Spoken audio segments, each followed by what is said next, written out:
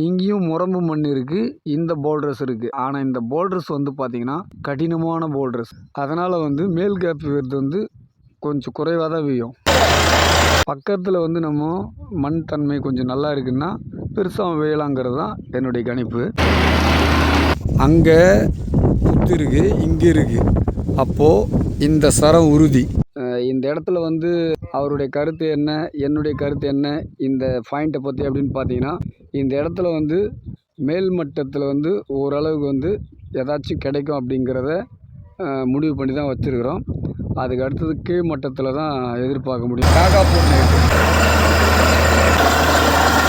நிலத்தடி நீரோட்டம் காணும் உலக தமிழ் விவசாய நண்பர்கள் அனைவருக்கும் எனது முதற்கண் வணக்கம். நாராயணபுரத்தில் இருந்து வாட்டர் டிவனர் ஏழுமலை உங்கள் தோட்டம் உங்கள் தண்ணீர் சேனல் மூலம் உங்களை சந்திப்பதில் பெருமிதம் கொள்கிறேன்.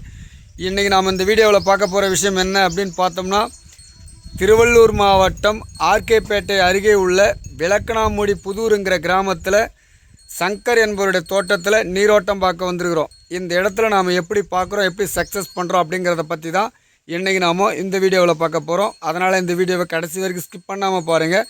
அதுக்கு முன்னாடி இப்போ தான் நம்ம சேனலை ஃபஸ்ட் டைம் நீங்கள் பார்க்குறீங்க அப்படின்னா மறக்காமல் கீழே இருக்கிற ரெட் கலர் பட்டனை சப்ஸ்கிரைப் பண்ணிங்க. அப்படியே பக்கத்தில் இருக்கிற பெல் பட்டன் ப்ரெஸ் பண்ணிட்டீங்கன்னா நம்ம சேனலில் போடக்கூடிய புதிய புதிய வீடியோக்கள் உடனுக்குடன் உங்களுக்கு நோட்டிஃபிகேஷனில் வந்துடும். வாங்க வீடியோக்குள்ளே போகலாம். முதல்ல இவருடைய நிலம் எப்படி இருக்குதுன்னு சொல்லிட்டு பார்த்துருவோம். இப்போ வந்து நம்ம எங்கே இருக்கிறோம் அப்படின்னு பார்த்தீங்கன்னா, அவருடைய நிலத்தோட வடக்கு பகுதியில் இருக்கிறோம். இந்த நிலத்தில் இதுதான் வந்து ஈசான்ய பகுதி, இது வந்து பார்த்திங்கன்னா கிழக்கு பகுதி, இது வந்து பார்த்திங்கன்னா தெற்கு பகுதி, இது வந்து பார்த்திங்கன்னா மேற்கு பகுதி, இது வந்து பார்த்திங்கன்னா வடக்கு பகுதி. இப்போது இந்த இடத்துல இவருடைய நிலம் எங்கேருந்து எது வரைக்கும் இருக்குது அப்படின்னு சொல்லிட்டு நம்ம பார்த்தோம்னா, இந்த கோழி பண்ணை பார்த்துங்க. இந்த கோழி பண்ணை அவருடையது தான். இந்த கோழி பண்ணைக்கு அந்த புறத்திலிருந்து இது வரைக்கும் வந்து அவருடைய நிலம் இருக்குது. அதே சமயம் மேற்கு பகுதியில் நம்ம பார்த்தோம்னா அந்த புறத்திலிருந்து எப்படியா வருது, இதெல்லாம் தான் வந்து அவருடைய நிலம். இதில் வந்து பார்த்திங்கன்னா அது தெரியுது, இங்கே சரியாக தெரியாது சூரிய வெளிச்சம் இருக்கிறதுனால.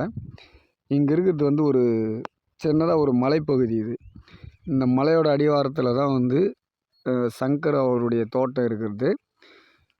இதில் வந்து பார்த்திங்கன்னா இந்த இடத்துல வந்து இந்த போஸ்டர் கம்பத்துக்கு பக்கத்தில் வந்து ஒரு போர்வெல் போட்டிருக்கிறாரு. 650 அடி. போதுமான அளவுக்கு எதுவும் தண்ணீர் கிடைக்கல, சும்மா ஏதோ 1 இன்ச்சு 1.25 இன்ச்சு ஏதோ கிடச்சிது. இந்த இடத்துல ஒரு போர்வெல் போட்டிருக்கிறாரு, அது வந்து ஒரு 450 கிட்ட போட்டிருக்கிறாரு. அதில் எதுவுமே தண்ணி கிடைக்கல. இப்போ இந்த கோழி பண்ணைக்கு தண்ணியே இல்லைங்கிற ஒரு பட்சத்தில் நம்மளை வந்து கூப்பிட்ருக்கிறாரு. இவர் வந்து பார்த்திங்கன்னா யார் அப்படின்னு பார்த்தீங்கன்னா, நம்ம பக்கத்து ஊர்காரர் தான். இவரே வந்து ஒரு பாயிண்ட்டை வந்து பார்க்கக்கூடியவர் நம்ம சங்கர் அவர். ஆனால் அவரால் வந்து நம்ம நிலத்தில் வந்து என்னால் பாயிண்ட்டு வைக்கவே முடியலனா நீங்கள் வாங்க அப்படின்னு சொல்லிட்டு கூப்பிட்ருக்கிறாரு. இப்போ இந்த இடத்துல நாம் வந்திருக்கிறோம். இதை வந்து ஏற்கனவே ஒரு 4-5 வருஷத்துக்கு முன்னாடியும் நம்ம வந்து பார்த்துருக்குறோம். ஆனால் அப்போ அவர் வந்து போடலை. அதுக்கு பிறகு போன வருஷத்தில் கூட வந்து இதெல்லாம் வந்து புல் பூண்டு இல்லாத இருக்கும்போது வந்து இந்த இடத்துல மண்ணை வந்து ஆய்வு செஞ்சேன். அப்போ பார்த்திங்கன்னா இந்த கல் பாருங்கள், இந்த கல் ஏகப்பட்ட கல் இங்கே இருக்குது. இந்த கற்கள் இருக்கிற இடம் வந்து பார்த்திங்கன்னா மேல் மட்டத்திலே சுமார் ஒரு 60-70 அடிகளில் நல்ல தண்ணீர் கிடைக்கும்னு சொல்லிட்டு நம்ம சேனலில் ஏகப்பட்ட வீடியோ தந்திருப்பேன். ஒவ்வொரு கல்லும் அதனுடைய தன்மை எந்த அளவுக்கு இருக்கோ அந்த அளவுக்கு தான் மேல் கேப் வந்து பெருசாக விழும் அப்படின்றதெல்லாம் சொல்லியிருப்பேன். கடினமான கற்களாக இருந்துச்சுன்னா அது குறைவான கேப்பாகவும், நல்ல உடைஞ்சி போகிற மாதிரி கற்களாக இருந்துச்சுன்னா, போல்டர்ஸ் கல்லாக இருந்துச்சுன்னா நல்ல பெரிய பெரிய கேப்பாக மேல்மட்ட கேப் விழும் அப்படின்னு சொல்லிட்டு ஏகப்பட்ட வீடியோஸ் வந்து கொடுத்துருப்பேன். இதை போன வருஷம் வந்து பார்த்தப்போ வந்து அவருக்கு இந்த இடத்துல சொல்லிட்டு போனேன். அதை இப்போ அவர் நினைவுபடுத்துகிறாரு. இந்த இடத்துல தானே நீங்கள் சொல்லிட்டு போனீங்க, இந்த கல் இருக்கிற இடத்துல போட்டுடலாம் அப்படின்னு சொன்னார். இப்போ இந்த இடத்துல தான் வந்து நம்ம நீரோட்டம் பார்க்க போகிறோம். ஒரு தரம் இந்த கல்லோட தன்மை எப்படி இருக்குதுன்னு சொல்லிட்டு பார்ப்போம். இந்த கல்லை நல்லா பாருங்கள். இது வந்து பார்த்திங்கன்னா கொஞ்சம் காக்கி கலரில் இருக்கக்கூடிய ஒரு விதமான போல்டர்ஸ் கல். இது வந்து பார்த்திங்கன்னா மலை சார்ந்த பகுதிகளில் இருக்கிற போல்டர்ஸ் கல். இந்த பக்கம் மலை இருக்குதுன்றதுனால அதை சார்ந்து இங்கே இருக்கக்கூடிய போல்டர்ஸ் கல். இங்கேயும் முரம்பு மண் இருக்குது, இந்த போல்டர்ஸ் இருக்குது. ஆனால் இந்த போல்டர்ஸ் வந்து பார்த்திங்கன்னா கடினமான போல்டர்ஸ். அதனால் வந்து மேல் கேப் விழுறது வந்து கொஞ்சம் குறைவாக தான் விழும். ஏன்னா இங்கே பாறையோட ஆக்கிரமிப்பு அதிகமாக இருக்கும். பெரிய பெரிய கேப்பாக விழுறதுக்கு ரொம்ப வாய்ப்பு கம்மி மேல் மட்டத்தில் விழும்போது. சமயத்தில் முரம்போட கன அளவு அதிகமாக இருக்குது பூமியில், மேல் மட்டத்தில் உதிரி மண் போய் முரம்பு அதிகமாக இருக்குன்னா பெருசாக கூட விழலாம். ஆனால் இது என்ன இருந்தாலும் இந்த கடின கல்லாண்டை வந்து பெருசாக தண்ணி பார்க்குறதுக்கு சிரமம். பக்கத்தில் வந்து நம்ம மண் தன்மை கொஞ்சம் நல்லா இருக்குன்னா பெருசாக விழலாங்கிறது தான் என்னுடைய கணிப்பு. இப்போ பாருங்கள், இங்கே ஒரு கல் இருக்குது, அதை உத்து கவனிங்க. நிறைய கல் இருக்குது, எல்லாமே அந்த கல் தான். கொஞ்சம் உங்களுக்கு தெளிவாக காட்டுற மாதிரி இருக்கணும் அப்படின்றதுக்கு இந்த கல்லை உதாரணமாக எடுத்துக்கிறேன். பாருங்கள், பாயிண்ட் பார்க்கலாம் வாங்க எப்படின்னு சொல்லிட்டு.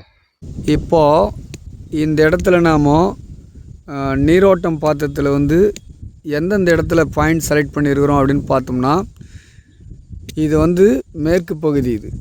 இந்த மேற்கு பகுதியில் வந்து பார்த்தோம்னா அது மாடு மேய்ஞ்சிட்டு இருக்குது இல்லையா, அதுக்கு முன் பொசிஷனில் இந்த இடத்துல வந்து ஒரு பாயிண்ட் செலக்ட் பண்ணியிருக்கிறோம். அது வந்து மொதல் பாயிண்ட்டு. அதுக்கு அடுத்ததாக பார்த்தோம்னா இந்த இடத்துல இது வந்து இரண்டாவது பாயிண்ட்டு. அதாவது அந்த பாயிண்ட்லேருந்து நேர்கோட்டில் ஈசானியை நோக்கி இந்த பாயிண்ட் இருக்குது. இந்த இடத்துல இந்த 2 பாயிண்ட்டு தான் நாம் வந்து வச்சுருக்கிறோம். அந்த கல் இருக்கிற இடத்துல வந்து நாம் பாயிண்ட் வந்து செலக்ட் பண்ணல. அது வந்து வேணும்னா பார்த்துக்கலாம். ஏன்னா கல் கொஞ்சம் கடினமான கல் வேறு. அதே சமயம் அதுக்கு முன்னாடி வந்து பெருசாக அந்தளவுக்கு தடயம் எடுக்க முடியல. இந்த தோட்டத்தில் மட்டும்தான் அந்த கல் இருக்குது. இருந்தாலும் கல் வந்து அது மலைக்கல்லில் ஒரு 70% மலைக்கல் தான். மலை சார்ந்த இருக்கிற இடம் 70% கடினமானது. அப்போது விழுந்தாலும் சின்ன கேப்பாக விழும். ஆனால் நிறைய கரையான்களுடைய அடையாளமெல்லாம் இருக்குது. இருந்தாலும் இங்கேயும் கரையான்களுடைய அடையாளம் இருக்குது. இருந்தாலும் அது இருக்கட்டும் அப்படின்னு சொல்லிட்டு இதுலேயே 2 பாயிண்ட் வச்சுருக்குறோம். இது எதனுடைய அடிப்படையில் இந்த பாயிண்ட் வச்சுருக்குறோம் அப்படின்னு பார்த்தோம்னா, அந்த இடத்துல புத்து இருக்குது. அதே சமயம் இங்கே ஜஸ்ட் இப்போ நீரோட்டம் பார்க்க வந்தப்போ தான் இவங்க வீட்டுக்கு அதாவது இவங்க வீட்டம்மா பார்த்துருக்குறாங்க, அவங்க ஒய்ஃப் வந்து பார்த்துருக்குறாங்க. அதோ தெரியுது பாருங்கள், அந்த இடத்துல அந்த புத்து இருக்குது. இதோ இங்கே இருக்குது. அதை ஜூம் பண்ணி காட்டுறேன் பாருங்கள், தெரியும்.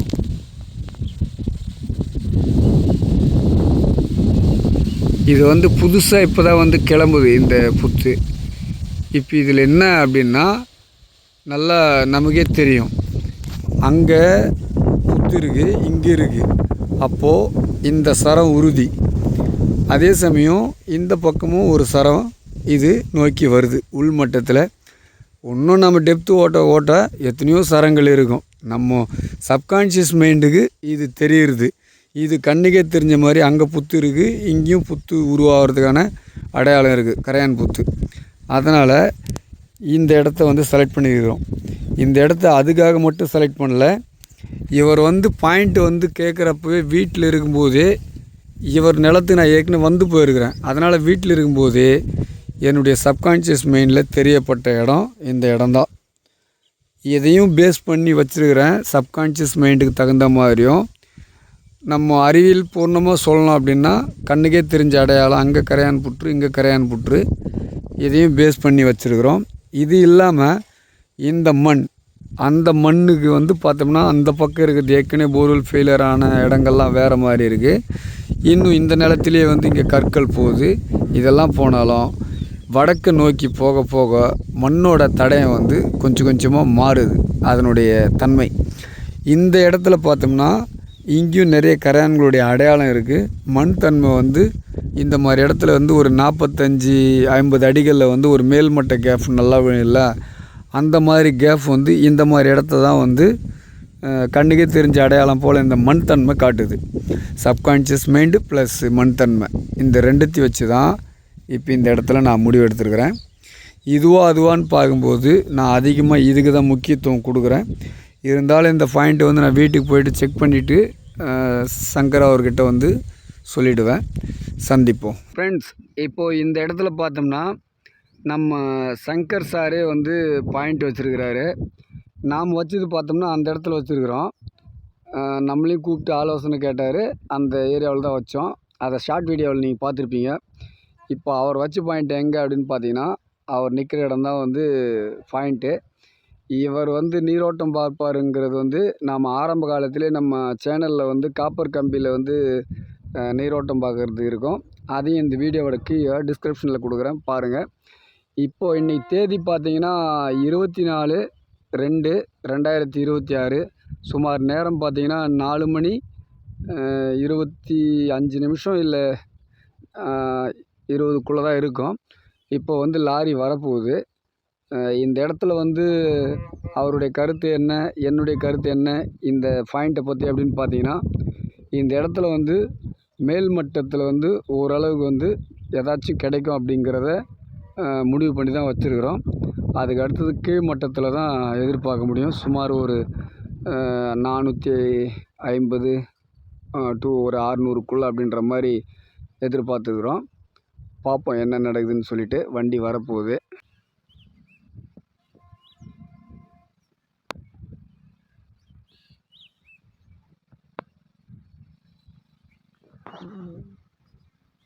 ಕರ್ನಾಟಕ ಸೇರ್ಸ್ ಸ್ಟಾರ್ಟ್ ಆಗಿ ವಾರ நீங்கள் 450 ரூபா ரெடி ஆயிரம் தான் 4 பாயிண்ட் பார்த்து ஒன்று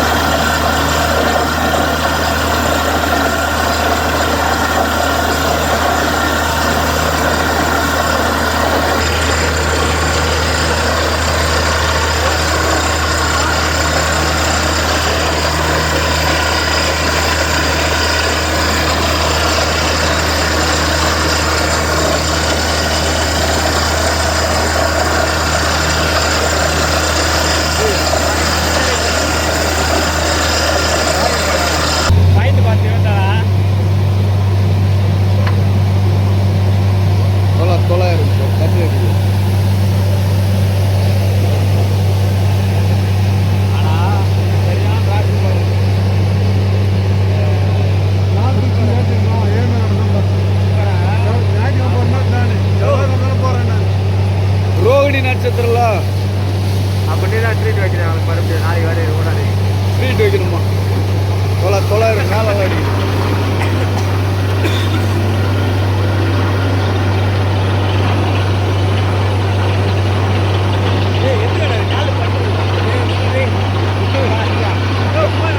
வருமா செவ்வாய்க்கிழமை நம்ம ஆளுங்க என்ன பண்ணுவாங்கன்னா, செவ்வாய்க்கிழமை ஆகுது அது ஒரு வாரத்துக்கு யோசிப்பாங்க. ரோகிணி நட்சத்திரம் வந்து எடுத்து காட்டும் பணத்துக்கும் எல்லாத்துக்கும் அடிச்சுக்குவோம். என்ன நினைச்சுக்கிறேன்? ரோகிணி நட்சத்திரம் வந்து மகாலட்சுமி ரோகிணி நட்சத்திரத்தில் நல்லா தண்ணி பார்க்கணும். கம்பெனி கேட்டாங்க நீங்கள் போட்டு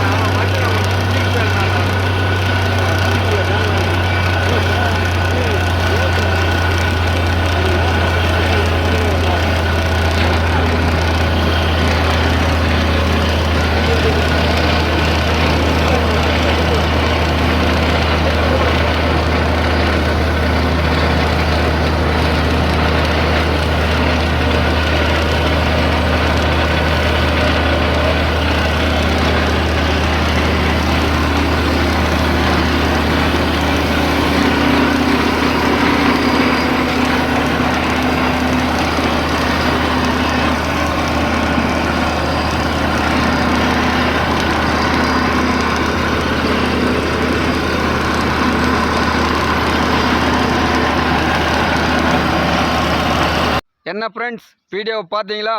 இந்த வீடியோ பிடிச்சிருந்தா லைக் பண்ணுங்கள். உங்களை போல் விவசாயிங்க தெரிஞ்சுக்கிறதுக்காக இதை ஷேர் பண்ணுங்கள். ஏதாவது சந்தேகம்னா கீழே கமெண்ட் பாக்ஸில் தெரியுங்க. மறக்காமல் உங்கள் தோட்டம் உங்கள் தண்ணி சேனலை சப்ஸ்கிரைப் பண்ணுங்கள். நன்றியுடன் நாராயணபுரம் ஏழுமலை. வணக்கம் உறவுகளே.